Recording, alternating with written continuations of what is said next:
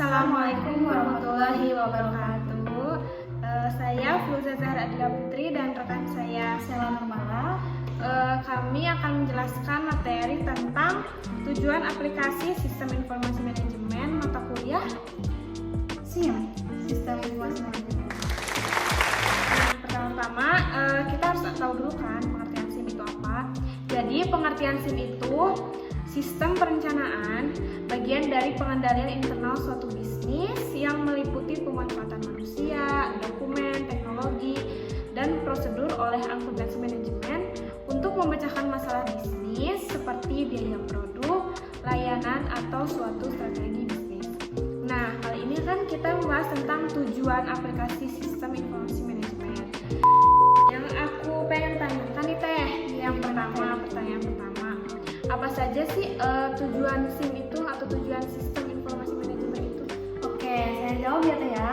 Yang pertama itu ternyata tujuan SIM yang pertama ada organisasi berjalan secara efisien. Nah, di mana efisiensi ini dicapai oleh sistem pengelolaan informasi. Contohnya yaitu sistem penggajian, di mana digaji gitu ya.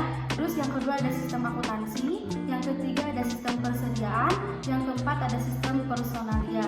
Oke, untuk yang kedua yaitu organisasi berjalan secara efektif, di mana efektivitas dicapai oleh sistem pendukung keputusan. Nah, yang ketiga di sini ada organisasi memberikan pelayanan lebih baik, di mana pelayanan yang baik karena adanya kemudahan informasi seperti ATM, sistem reservasi. Gitu ya Teh ya, untuk tujuannya mungkin segitu. Nah, yang kedua nih, bagaimana sih proses yang harus dilalui dalam menerapkan aplikasi SIM itu? Nah, prosesnya itu ada 4 cara ya Teh ya. Yang pertama di sini ada input data. Nah, aktivitas input ini meliputi di mana menangkap dan menyiapkan data mengenai kejadian atau transaksi untuk diproses agar menghasilkan sebuah informasi gitu ya Teh ya.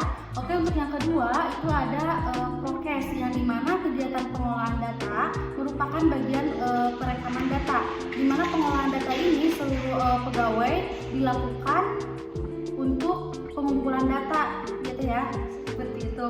Oke, yang ketiga ada update data. Di sini update data kegiatan pemutakhiran data, yang dimana pemutakhiran ini penambahan data baru atau pembaruan data-data yang lainnya. Yang keempat ada output data. Output data ini keluaran dari sistem informasi kepegawaian, merupakan sebuah informasi yang dimana harus lengkap, akurat, tepat waktu, dan dapat dipercaya oleh pihak pengguna. Gimana Teh? Ada lagi nggak?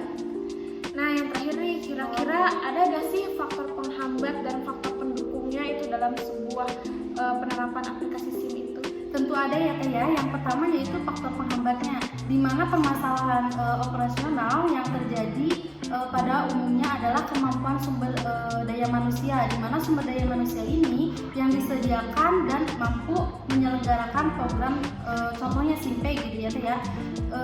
Ini tidak banyak hingga dapat menimbulkan keterlambatan dalam pengumpulan data sehingga mengeluarkan hasil data gitu ya Teh. Adapun di sini ada faktor pendorongnya. Yang pertama di sini faktor pendorongnya penguasaan pegawai negeri sipil terhadap teknologi informasi. Nah, faktor pendukung yang kedua adalah saran teknologi, di mana saran teknologi alat penunjang keberhasilan suatu proses upaya yang dilakukan oleh suatu pelayanan maupun organisasi yang sedang melaksanakan sebuah program. Jadi begitu ya Teh ya. Nah, semuanya udah kita bahas nih di video kali ini. Kalau pertanyaan nggak ada nih? Nggak ada.